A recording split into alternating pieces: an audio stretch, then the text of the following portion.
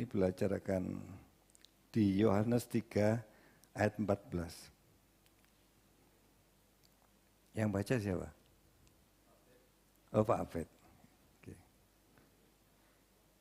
Dibaca semua Pak Abed ya. Jadi Yohanes 3 ayat 14 sampai 21 Pak Abed.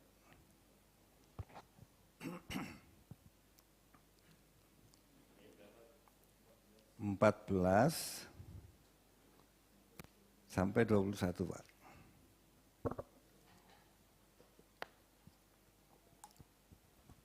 Yohanes 3 ayat yang ke-14 sampai 21. Ya. Demikian firman Tuhan. Dan sama seperti Musa meninggikan ular di padang gurun, demikian juga anak manusia harus ditinggikan, supaya setiap orang yang percaya kepadanya beroleh hidup yang kekal. Karena begitu besar kasih Allah akan dunia ini, sehingga ia telah mengaruniakan anaknya yang tunggal, supaya setiap orang yang percaya kepadanya tidak binasa, melainkan beroleh hidup yang kekal. Sebab Allah mengutus anaknya yang ke dalam dunia bukan untuk menghakimi dunia, melainkan untuk menyelamatkan oleh Dia. Barang siapa percaya kepadanya, ia tidak akan dihukum. Barang siapa tidak percaya, ia telah berada di bawah hukuman. Sebab ia tidak percaya dalam anak tunggal Allah. Dan inilah hukuman itu. Terang telah datang ke dalam dunia, tetapi manusia lebih menyukai kegelapan daripada terang. Sebab perbuatan-perbuatan mereka jahat. Sebab barang siapa berbuat jahat, membenci terang dan tidak datang kepada terang itu, supaya perbuatan-perbuatannya yang jahat itu tidak nampak. Tetapi barang siapa melakukan yang benar, ia datang kepada terang, supaya menjadi nyata bahwa perbuatan-perbuatannya dilakukan dalam Allah. Amin. Ayat 14 ini dikatakan seperti ini. Dan sama seperti Musa meninggikan ular di padang gurun, demikian juga anak manusia harus ditinggikan. Peristiwa Musa meninggikan ular itu, coba kita lihat di bilangan ya, bilangan 21 ayat 9.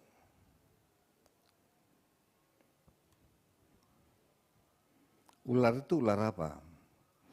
Nanti dijelaskan di sini. Bilangan 21 ayat 9. Bilangan 21 ayat yang ke-9. Ya. Lalu Musa membuat ular tembaga dan menaruhnya kepada sebuah tiang. Maka jika seorang dipagut ular dan ia memandang kepada ular tembaga itu, tetaplah ia hidup. Ya. Jadi peristiwa ini ketika di padang gurun, orang Israel itu bersungut-sungut. Dan bersungut-sungut itu berulang-ulang. Sampai Allah itu menyuruh ular tedung untuk gigit orang Israel. Nah, banyak ular tedung yang gigit ini, banyak orang Israel yang meninggal. Karena mereka setelah bersungut-sungut, dia tahu digigit ular itu meninggal, mereka cari Musa, dan dia bilang sama Musa, Musa, aku yang salah, kami yang salah. Kami banyak ngomel dan macam-macam. Tolong doakan supaya ular tedung itu berhenti gigit kami, kira-kira gitu. Ini bahasa saya. Musa merespon dan Musa ngomong sama Tuhan, dan Tuhan tidak berhentikan ular tedung itu. Tapi yang diberitakan Tuhan kepada Musa, Musa kamu bikin ular patung ular tembaga. Dan itu nanti kamu belikan kayu terus ditinggikan. Barang siapa yang melihat ular itu, barang siapa yang digigit ular dan dia melihat ular tembaga itu, maka dia tidak mati. Jadi ini yang merintahkan Tuhan, iya. Tapi itu konteksnya pada waktu itu. Dan berikutnya orang-orang Israel pada waktu tertentu itu dipakai sama dia. Patung itu disembah, diberikan persembahan. Bukan itu maksudnya Allah, hanya konteks pada waktu itu. Saya tidak jelaskan tentang hal ini, tetapi Yohanes itu mengambil peristiwa ini di dalam Yohanes 3:14. Kita kembali. Yohanes 3:14.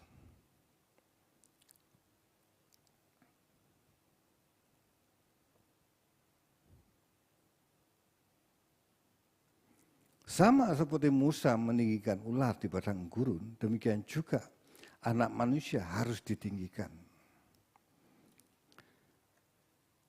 Ketika mereka digigit ular, mereka pasti mati. Tapi ketika mereka lihat patung tembaga itu, mereka tetap hidup. Ini diambil oleh Yohanes untuk suatu peristiwa di zaman Perjanjian Baru. Demikian Anak Manusia harus ditinggikan. Kalau pada zaman itu orang digigit ular itu mati. Kalau kita itu digigit, arti secara rohaninya digigit ular, rohani kita yang mati, batinnya kita yang mati. Barang siapa melihat patung tembaga itu, barang siapa melihat Anak Manusia itu, kan yang ditinggikan pada waktu itu kan patung tembaga kan? Ya, barang siapa melihat patung tembaga itu, kalau hari ini barang siapa Anak Manusia harus ditinggikan. Barang siapa melihat Anak Manusia, dia akan tetap hidup. Artinya hidup kekal. Sampai sini Anda memahami? Dapat sesuatu?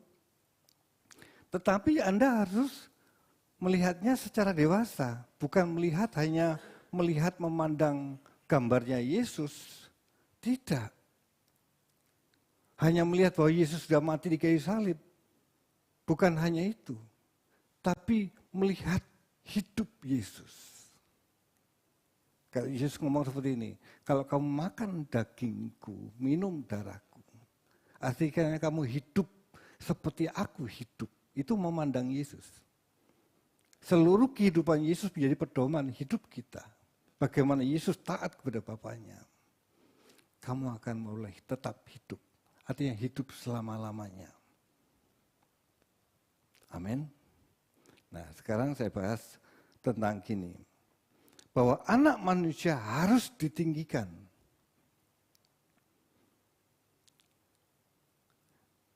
Ini yang meninggikan. Seringkali kita berpikir bahwa kita harus meninggikan Anak Manusia.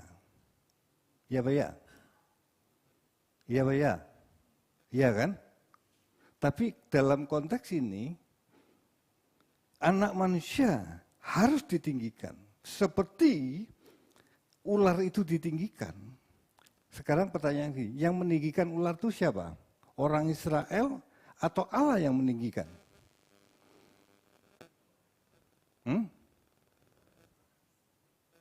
Gak jelas.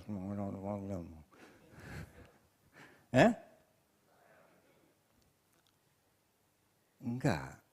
Yang nyuruh Musa untuk meninggikan ular itu siapa? Allah. Musa, kamu buat ular itu, ya, ular tembaga, kamu tinggikan supaya orang Israel melihat ular itu. Ketika mereka lihat ular itu, maka mereka tetap hidup. Tetap hidup. Orang yang sudah digigit ular, kalau hari itu digigit ular tedung, kalau hari ini kita digigit sama iblis, dengan konsep-konsep yang disupkan dalam pikiran kita, dan tanpa kita sadari, cara berpikir kita nggak sama sesuai dengan yang diinginkan oleh Sang Pencipta. Bisa, tahu bisa. Racun itu sudah menjalar di hidup kita. Bahkan kita untuk mentaati Bapak pun tidak mudah. Kenapa?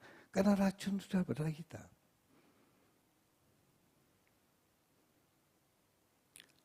Kita ciptaannya siapa? Allah. Seharusnya kita mengabdi kepada siapa? Allah. Tapi kenyataannya kita mengabdi kepada Mammon. Makanya Allah bandingkan Mammon dengan dirinya. Kenapa? Karena racun sudah menjala diri kita tanpa kita sadari. Tapi dikatakan ketika kamu melihat anak manusia yang ditinggikan, kamu akan tetap hidup. Artinya melihat itu melihat hidupnya. Bagaimana dia hidup di hadapan Bapa. Saya kembali lagi ke anak manusia harus ditinggikan. Tadi ular tembaga itu yang meninggikan siapa? Bapak. Kalau anak manusia, kalau itu sebagai tipologi, maka anak manusia yang meninggikan siapa? Allah, Bapak. Dalam konteks ini kita sering berpikir anak manusia ditinggikan. Sepertinya kita yang meninggikan. Dengan bagaimana? Memuji. Dengan puji-pujian kita di gereja, menyanyi, memuji dia, mengagung-agungkan namanya. Ternyata bukan. Dalam konteks ini ya, bukan. Allah yang meninggikan. Anda akan dapat sesuatu nanti. Allah yang meninggikan. Bukan manusia meninggikan anak manusia ini, bukan.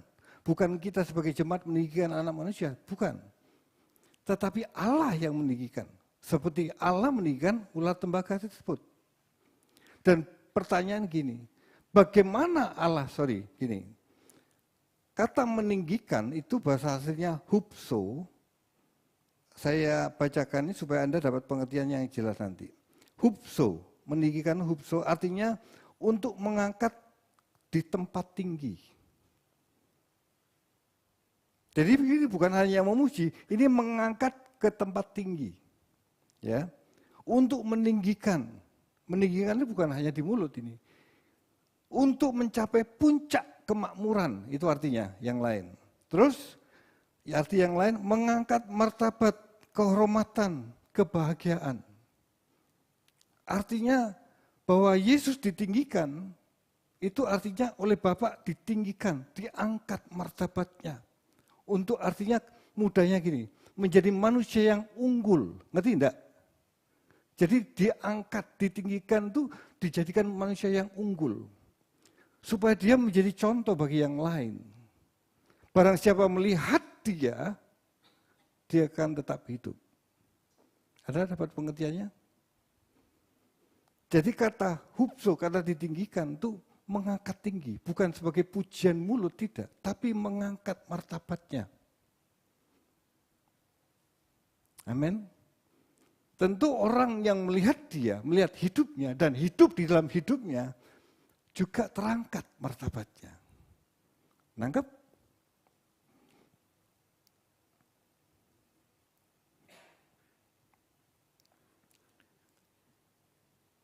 Anak manusia harus ditinggikan, diangkat martabatnya. Pertanyaan gini, bagaimana, tadi kan Allah yang meninggikan kan? Bagaimana Allah mengangkat anak manusia untuk mencapai kemakmuran atau mencapai martabat yang tinggi atau menjadi manusia yang unggul? Ini tidak otomatis. Ini ada keterlibatan Allah dan ada keterlibatan manusia, anak manusia. Kalau kita ya kita. Kita lihat hidup Yesus, bagaimana dijadikan Yesus itu sempurna. Loh Pak, apakah Yesus itu dimulainya tidak sempurna? Di Ibrani dikatakan, Ibrani 5, dia mencapai kesempurnaan. Berarti ada yang dicapai. Tangkap sampai sini, ada progres yang dicapainya. Bagaimana Allah meninggikan Yesus, mengangkat martabat Yesus?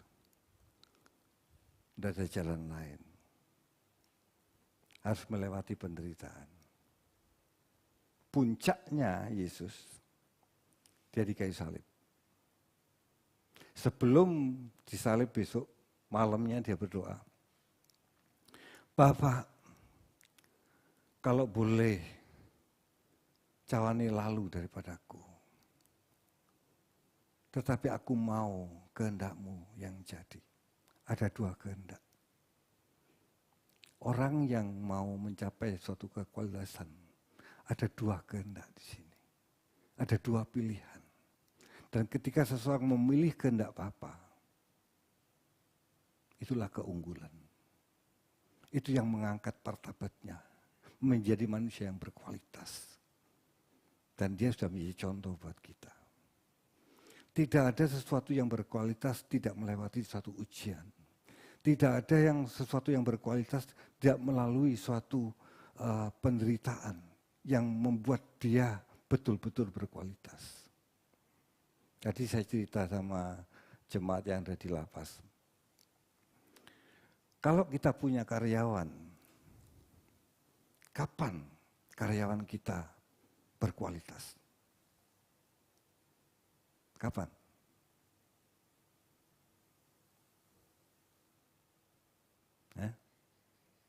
Kapan karyawan kita bisa lihat, oh ini karyawan kualitas ini. Kapan? Ketika dia punya pekerjaan, menyelesaikannya pekerjaan dengan baik, ya. Selalu diberikan tugas, selalu selesai, ya. Kan gitu toh? Ya. Dia taat, kalau kita ngomong A, dia lakukan. Itu berkualitas. Tapi ada lagi.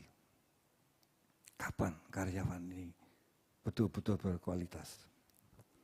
Ketika sang bos bangkrut, dia tetap ngomong gini, aku mau tetap ikut bos. Ini baru karyawan berkualitas. Amin. Amin. Ketika bos bangkrut, karyawan ini tetap ngomong, bos aku tetap mau ikut engkau. Ada ingat peristiwanya Ruth? Meskipun mertuanya sudah tidak punya anak, dia mau tetap, aku mau ikut Allahmu. Bagaimana Tuhan memberkati hidup Ruth. Bahkan ditulis Ruth dari silsilah keturunan sebelum Tuhan Yesus. Karyawan yang berkualitas, ketika dia, bosnya bangkrut, dia ngomong, aku tetap ikut engkau. Kalau bos ini berpikir seperti ini, dia lihat karyawan model seperti ini, dan di dalam hatinya bos, kalau aku suatu ketika punya uang lagi, perusahaanku bangkit, kira-kira orang ini diperhitungkan enggak? Halo? Kira-kira orang ini, bos ini berpikir, suatu kali aku punya perusahaan, orang ini tak percaya sama dia. Siapapun dia. Halo? Itu berkualitas, itu unggul. Itu mengangkat martabatnya dia di mata bosnya. Sama apa yang dilakukan Tuhan Yesus. Dan bagaimana Bapak mengangkat Yesus untuk mencapai martabat ini. Bapak memberikan kurikulum dalam hidup Yesus. Bagaimana melewati kurikulum ini. Hingga betul-betul Yesus menjadi manusia yang teruji. Sampai di puncaknya, dia harus mati kayu salib.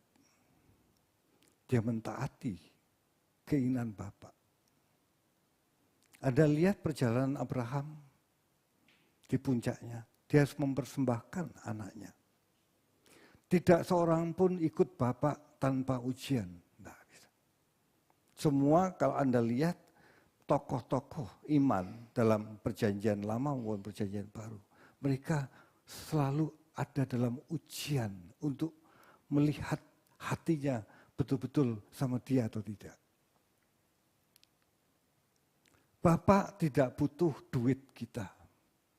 Bapak tidak butuh sesuatu yang jasmani. Tapi Bapak butuh hati kita.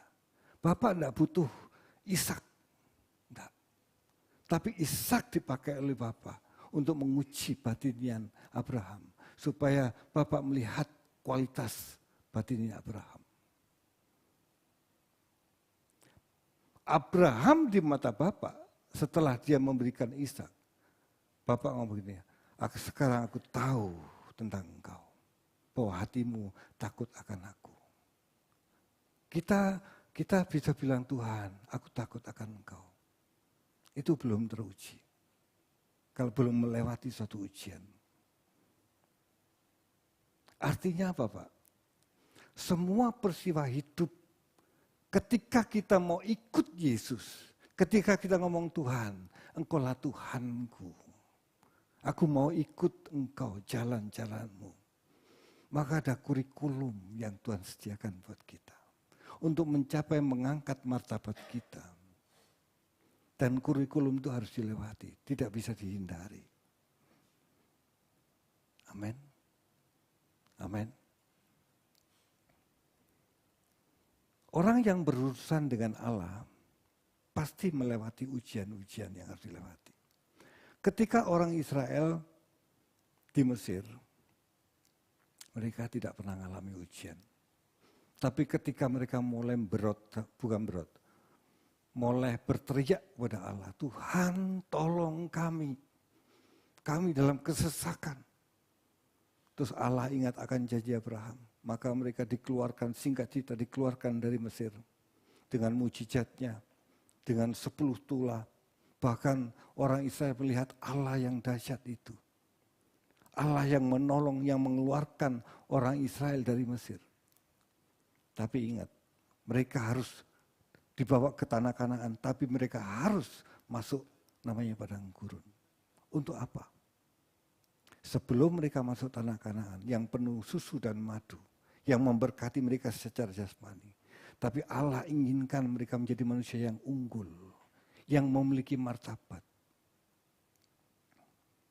Yang di mata Allah itu berkenan, mulia. Amin. Amin. Orang Israel harus padang gurun. Angkatan Musa yang masuk cuma 2. Yang lahir dari Mesir cuma 2. Kaleb sama Yosua. Sisanya orang yang lahir di padang gurun. Musa pun tidak masuk. Tidak seorang pun mau ikut Tuhan tanpa ujian. Tidak ada. Karena Tuhan inginkan bahwa martabat kita menjadi martabat yang unggul. Yang Tuhan sediakan. Dan yang sulung itu sudah melewatinya. Dan sudah menjadi contoh bagi kita. Dia sudah ditinggikan. Secara fisik dia harus mati kayu salib. Ditinggikan. Ketika Yesus memilih, aku mau kehendakmu yang jadi. Itu ditinggikan. Dalam peristiwa hidup kita, dalam kurikulum yang Tuhan sediakan buat kita, sering kita melihatnya masalah itu sesuatu yang tidak menyukakan kita. Tapi Anda harus tahu, itu untuk mengangkat martabat kita. Itu yang membuat kita menjadikan unggul dan mengangkat martabat kita. Amin. Bagaimana Bapak meninggikan Yesus? Demikian Bapak ingin meninggikan kita. Asal kita mau. Dia yang memiliki caranya. Dia yang bisa mengubahkan kita. Amin. Kata percaya di sini, kalau Anda lihat, supaya setiap orang yang percaya kepadanya boleh hidup yang kekal. Di ayat 15. Percaya itu pisteo. Pisteo artinya mempercayakan diri kepada objek yang dipercayai. Siapa objek yang kita percaya? Yesus. Artinya kita mempercayakan diri kepada Dia. Kalau kita punya alergi yang rusak, kita pasti mencari tukang alergi yang ahli. Apalagi kalau alerginya itu mahal dan orisinal. Sehingga dia pasti cari tukang yang ahli. Karena dia takut kalau bukan hanya ahli aja, orang yang jujur. Karena takut mesinnya diganti. Setelah dia menemukan, tanya kiri kanan teman semua, oh ini tukang alergi yang ahli. Dan saya pernah taruh situ dan jadi selesai. Anda jadi yakin dan dari referensi itu Anda datang sama tukang alergi itu. Dan Anda datang sama tukang alergi, ini alergiku rusak. Apakah ketika Anda ketemu dengan tukang itu, Anda bawa alergi itu, Anda bilang, Pak, tukang alergi? Iya. Saya punya alergi rusak. Saya mau selesaikan, tolong diperbaiki. Baik Pak, tapi Anda pegangi terus. Kira-kira selesai enggak? Hah? Kita mau yang mau ngatur tukang alergi itu. Bukan tukang alergi yang ngatur kita. Selesai enggak? Sering kita mengatur, harusnya begini Tuhan. Jangan masalah ini Tuhan. Halo, Pak, saya enggak ngatur Tuhan Pak. Ketika kita bersungut-sungut, itu ngatur Tuhan. Artinya kita enggak terima apa yang Tuhan berikan sama kita. Bahwa Tuhan tahu bahwa setiap kita itu enggak sama. Ada kurikulum masing-masing. Yang satu dengan yang lain berbeda. Kalau Tuhan lagi garap sesuatu, temukan. Kalau sudah menemukan kecacatan kita, kita bisa bilang sama Tuhan, Tuhan ampuni aku. Di Yohanes katakan, kalau kamu datang kepada terang itu, dan kamu lihat kecacatan itu, ketika kamu mengaku dosanya, Tuhan akan ampuni. 1 Yohanes 1 ayat 9. Tuhan siap mengampuni, tapi kita mau rendah hati enggak datang kepada Dia untuk mengakui, untuk menyelesaikan. Karena ketika kita menyelesaikannya bersama Tuhan, itu yang mengangkat martabat kita. Menjadi anak-anak Allah yang unggul. Namanya anak-anak Allah itu pasti unggul. Amin. Yang di rumah aja yang bilang amin. Kan biasa di sini ada toh di belakang itu, amin gitu keras ya. Hari ini orangnya ada di rumah, jadi dia di rumah sendiri, amin gitu.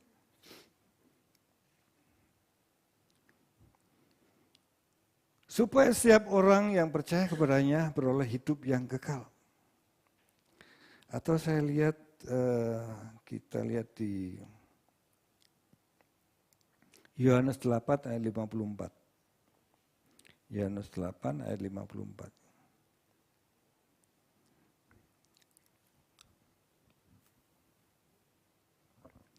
Yohanes 8 ayat yang ke-54. Baik. Jawab Yesus, jikalau aku memuliakan diriku sendiri, maka kemuliaanku itu sedikit pun tidak ada artinya. Bapa-Kulah yang memuliakan aku. Tentang siapa kamu berkata, dia adalah anak kami. Siapa yang memuliakan Yesus? Bapa. Oke. Tadi yang meninggikan Yesus kan Bapa kan? Sekarang kita lihat Yohanes 12 ayat 32 sampai 35.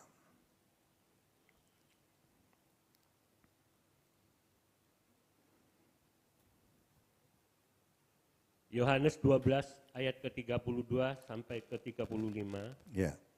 Dan apabila aku ditinggikan dari bumi, aku akan menarik semua orang datang kepadaku. Bentar, banyak lihat ayat ini kan kita berpikir dulu, termasuk saya kan berpikir gini, ketika Yesus ditinggikan, ketika Yesus dipuji, Tuhan Yesus ngomong gini, aku akan menarik jiwa-jiwa, makanya kita memuji Tuhan.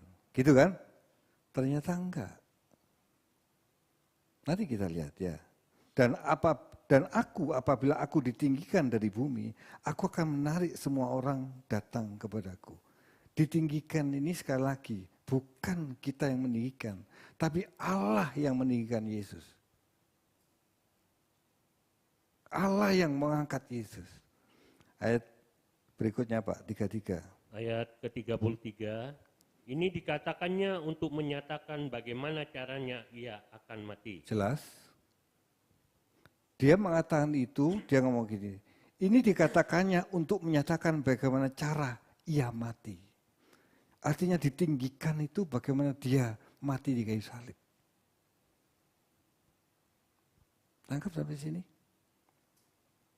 Kita tuh selalu diperhadapkan, orang yang mau ikut Yesus selalu akan diperhadapkan dua pilihan. Mau ikut jalan kita sendiri atau mau ikut jalannya Tuhan. Bapak, kalau bisa lalukan cawani daripadaku, tetapi aku mau kehendak-Mu yang jadi.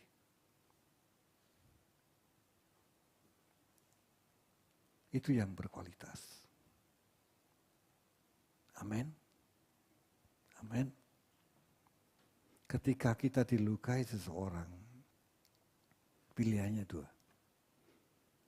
Kita mau ngerasani dia, nyemprot dia, atau kita mengampuni dia. Ini kayaknya sederhana, tapi tidak mudah untuk dilakukan. Butuh proses yang panjang. Tapi ketika kita mau melakukannya, kita akan menjadi manusia yang berkualitas. Amin. Jalan Tuhan penderitaan, kalau kita memilih itu yang buat kita jadi berkualitas.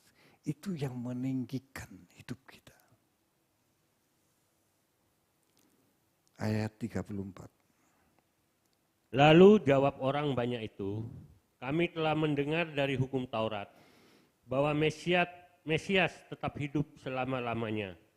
Bagaimana mungkin engkau mengatakan bahwa anak manusia harus ditinggikan?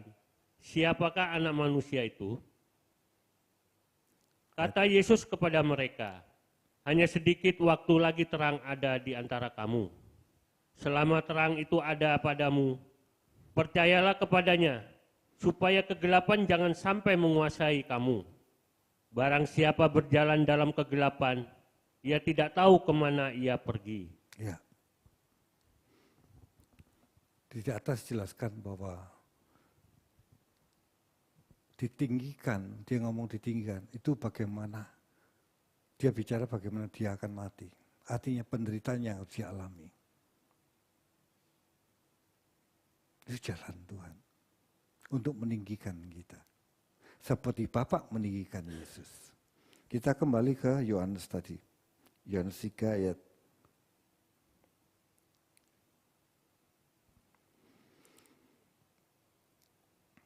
yang ke-16. Karena begitu besar kasih Allah akan dunia ini, sehingga ia telah mengaruniakan anaknya yang tunggal, supaya setiap orang yang percaya kepadanya, artinya orang yang mempercayakan diri kepadanya, tidak binasa, melainkan beroleh hidup yang kekal. Bapak Ibu, saya sampaikan di lapas, kalau kita datang ke gereja, Anda supaya ingin diberkati secara jasmani, saya bilang Anda sedang salah alamat. Kenapa? Orang tanpa Yesus pun bisa kaya. Ya Pak ya? Orang tanpa perpuluhan pun bisa kaya. Bisa enggak? Yang tidak agama Kristen, yang kaya lebih banyak enggak? Banyak. Orang Buddha yang kaya ya banyak. Tanpa Yesus. Artinya kalau Anda datang sama Yesus supaya hidupmu makmur secara jasmani, Anda keliru alamatnya. Tapi kalau Anda mau hidup kekal, satu-satunya jalan cuma Dia. Tetapi Anda harus mengenakan hidupnya Dia. Baru bisa sekualitas Dia. Amin. Harus melewati suatu ujian. Ya.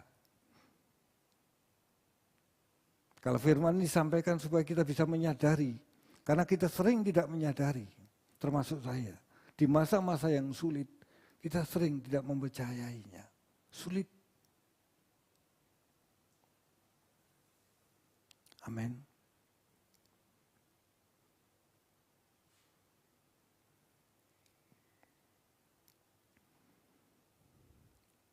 Di masa yang sulit, itu sulit kita percayai. Tak kasih intermezzo ya, dikit kesaksian. Ini baru kejadian. Saya cerita sama Pak Menlu waktu di ruang makan Palembang.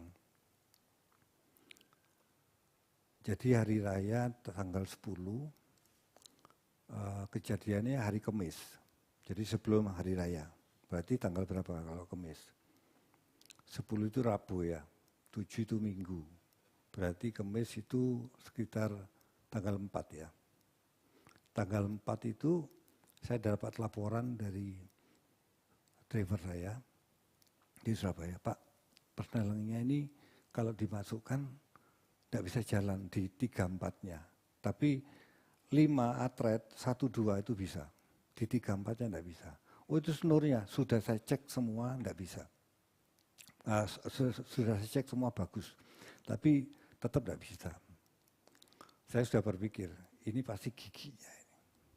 Kalau bicara gigi, itu kalau mobil L300 itu bahannya umum banyak.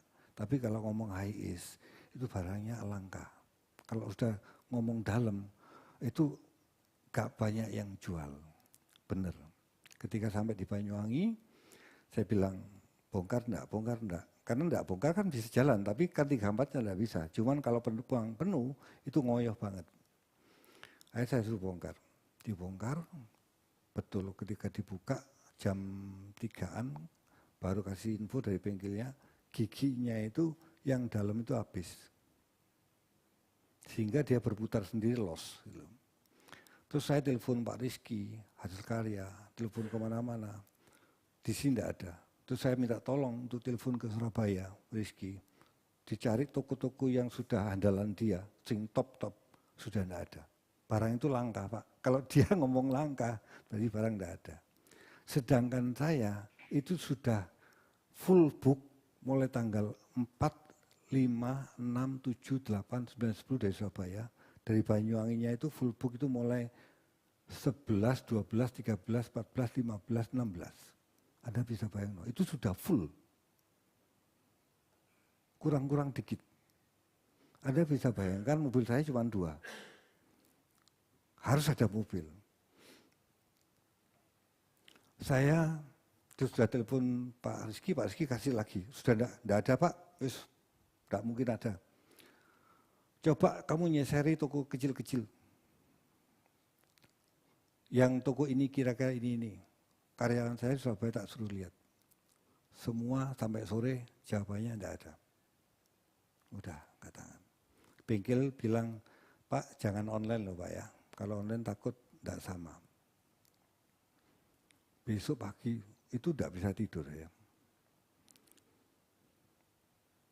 Tuhan tolong, itu aja bahasa saya.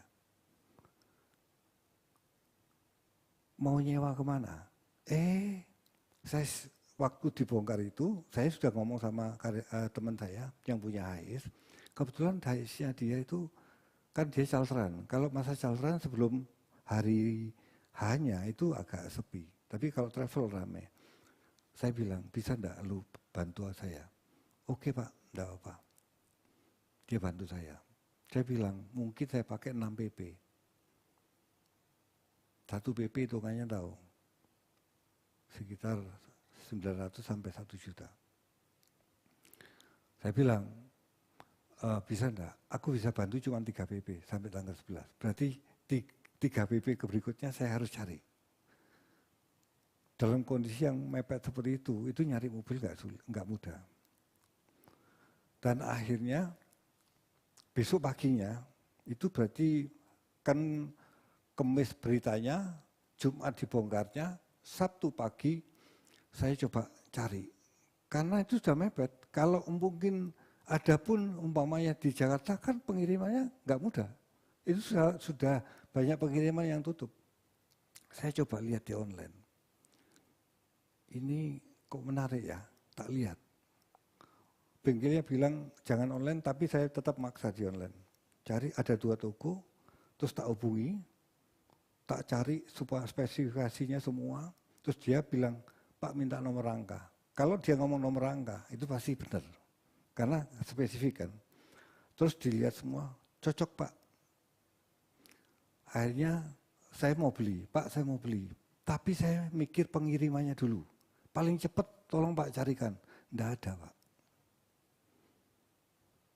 Itu minimal kalau Sabtu, minimal sampai Banyuwangi harus hari Minggu atau maksimal itu Senin. Karena Selasa itu malam takbir itu sudah tutup bengkelnya.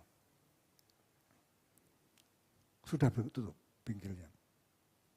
Akhirnya saya cari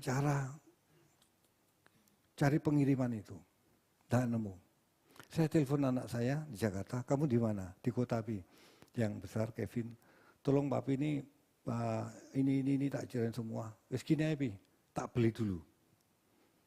Dibeli, dikirim ke tempat dia di Tangerang, itu butuh waktu 3 jam. Jadi jam 3 sampai sana, 2 jam. Terus baru berpikir nanti pengirimannya. Tidak tahu dia juga cari pengiriman itu, gak nemu, tapi dia ingat temennya itu mau mudik dari Jakarta, tapi bukan ke Banyuwangi, ke Bali. Terus dia ngomong sama saya, Pi, itu jam 2. Ini tak kirim lewat orang ini, itu jam 2. Setengah 2 waktu itu kalau salah. Coba Papi tak kasih berpikir sekitar 1 jam. Oke kok, tak pikir dulu. Saya mikir, cari gimana kalau ke Bali yang jemput ini dari Bali. Nyuruh karyawan enggak mungkin mau. Akhirnya saya putusin, 1:30 lebih 1:4 saya bilang, Mam, aku harus ke Bali. Naik apa? Naik sepeda motor. Nekat. Saya sudah cari info, pelabuhan itu kalau dari sini masih lancar kalau sepeda motor. Tapi yang dari sana itu sudah gak salah di Malaka, salah. Itu antriannya sudah di desa mana gitu. Itu kalau mobil itu sudah bisa berjam-jam, tapi kalau sepeda motor bisa 2 jam antrinya. Saya bilang, aku berangkat. Dia sudah nerdek ya. Aduh, ya apa ini berangkat dewean kan. Meskipun naik sepeda motor yang nyaman, tapi tetap jauh ya. Saya lama enggak sepeda motoran kalau jauh. Terus saya bilang sama dia, aku tak tidur. Nanti jam 3 aku berangkat. Tak telepon si Kevin, oke, Papi yang berangkat. Kok Papi sih? Karena yang dititipi ini rekan kerjanya dia sama-sama bos gitu. Dia sungkan kalau saya yang jemput. Ya enggak ada lagi, Vin. Ya wes gitu. Jam 3, ini sudah tak siapin jaket semua, sudah motor tak siapin semua. Sudah mau berangkat. Jam 3, saya mandi. Saya bilang, mau aku tak mandi dulu. Mau mandi itu saya berdoa gini. Saya sering enggak tahu ya, kalau Tuhan ngomong itu banyak di kamar mandi. Sering kali saya, enggak ngerti itu kenapa. Loh, betul ini. Ya. Saya ngomong gini sama Tuhan, di dalam kamar mandi, Tuhan, aku harus berangkat enggak ini? Kalau engkau suruh berangkat, aku berangkat. Kalau enggak ya caramu. Tolong konfirmasi. Mandi saya, pakai shower. Selesai mandi, mau anduan, muncul pikiran gini, ada kan karyawanmu di koperasi, namanya Andi, kamu bisa minta tolong dia. Oh iya ya. Selesai anduan semua, tak telepon dia. Di, kamu lagi repot? Enggak. Saya bisa minta tolong. Gimana Pak? Saya punya barang ini, nanti dikirim dari Jakarta lewat orang, dan dia datangnya sana kira-kira jam 12 Bali. Bisa ketemu dengan dia. Jadi jam 11-nya sini. Bisa enggak? Sebentar Pak ya, bentar lagi saya telepon. Nggak tahu gimana, terus dia telepon lagi, dia bilang gini, bisa Pak, kamu yang berangkat? Enggak Pak, saya sudah telepon adik saya di Bali, dia saya yang suruh ambil untuk kirim ke Banyuwangi. Loh, jangan, sungkan kan dia bukan karyawan saya, kamu yang karyawan saya. Jangan, enggak apa-apa Pak, karena dia kerjaannya Gojek. Waduh, puji Tuhan, terima kasih Tuhan Yesus. Detik saya mau berangkat, Tuhan tuh kasih kayak gitu loh. Dan harusnya kalau di online tuh ongkosnya 700.000. Tapi dia diskon, akhirnya 400.000, dia bilang sampai ke rumah Bapak. Minggu pagi jam 5, barang itu sampai di Banyuwangi. Yang tidak mungkin buat saya. Buntu semua jalannya. Tidak mungkin. Tapi Tuhan bisa kasih jalan. Kalau Anda Bapak Ibu ngomong, wah itu kebetulan. Enggak, saya tahu itu Tuhan. Saya tahu itu Tuhan. Pagi itu, saya bangun di bel sama dia, langsung barangnya. Jam 7 tak bel bengkelnya. Saya datang ke rumah sendiri, terus dia lihat.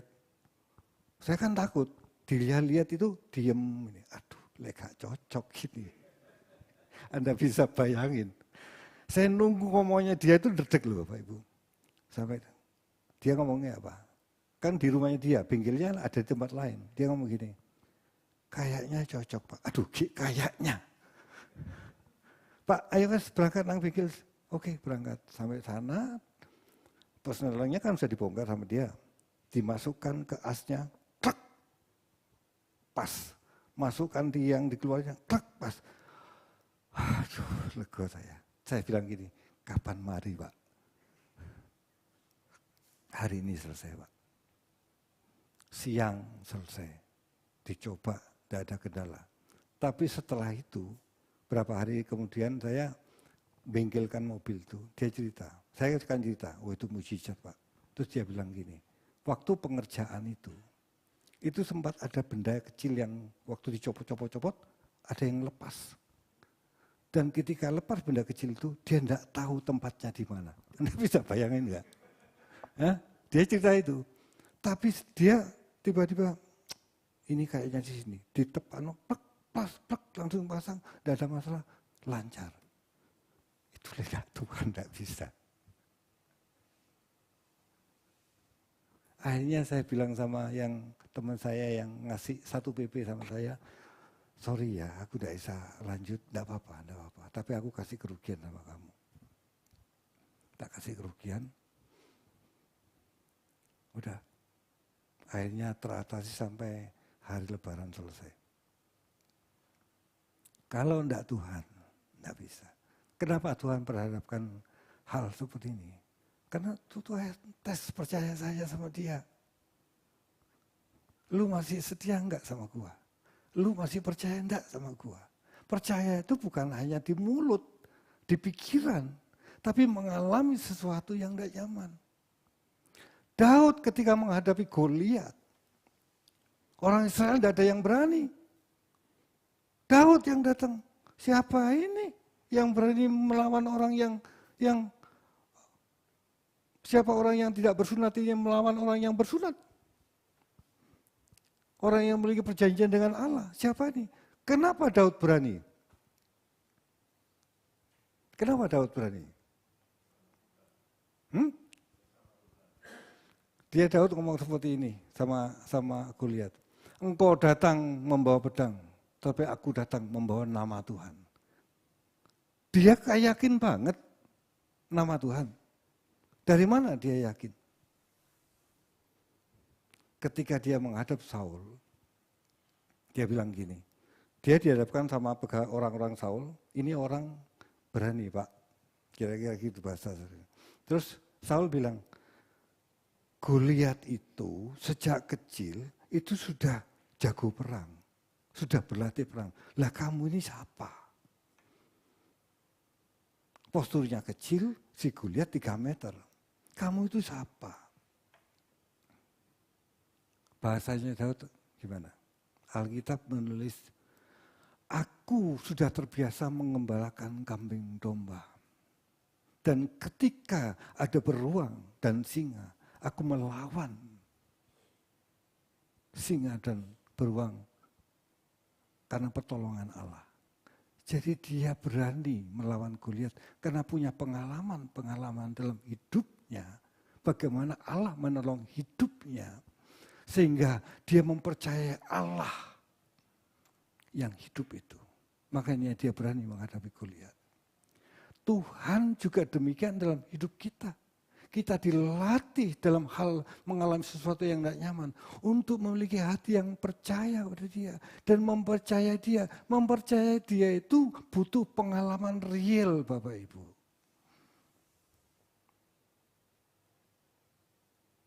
Amin. Yesus nanti datang kedua kali.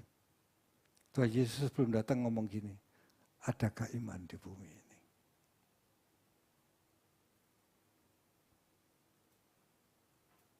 Iman kita tidak akan bertumbuh, berkembang, menjadi dewasa. Kalau tidak kita melewati masa-masa yang sulit. Dan kita bisa membuktikan bahwa kita setia pada Dia. Amin. Itulah ditinggikan. Masalah dalam hidup kita itu meninggikan hidup kita. Kalau kita merespon dengan benar.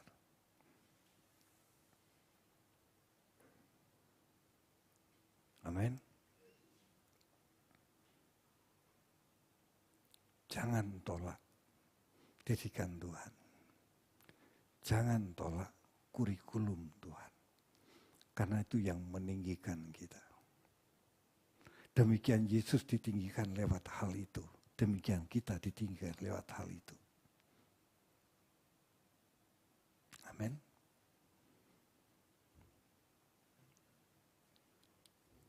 Allah yang meninggikan. Kalau aku ditinggikan, maka aku akan menarik jiwa-jiwa. Bukan ditinggikan oleh kita, tapi Allah yang meninggikan. Sehingga jiwa-jiwa akan ditarik karena ketertarikan akan hidup yang berkualitas yang dilakukan oleh Tuhan Yesus. Amin. Anda dapat sesuatu?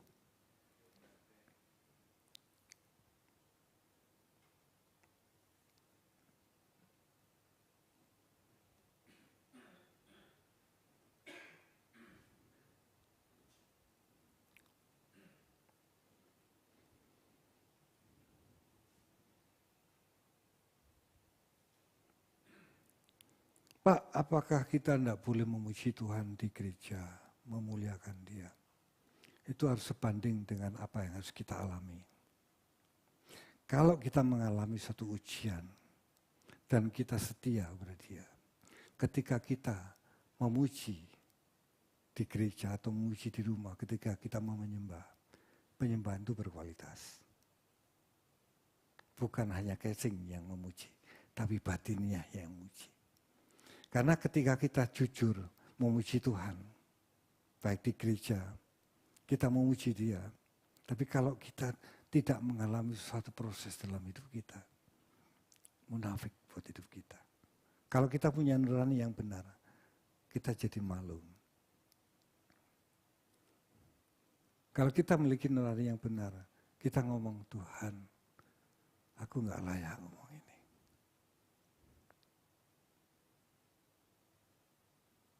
Amin. Amin. Kita mau jadi Kristen yang Kristen sungguh-sungguh. Bukan Kristen-Kristenan.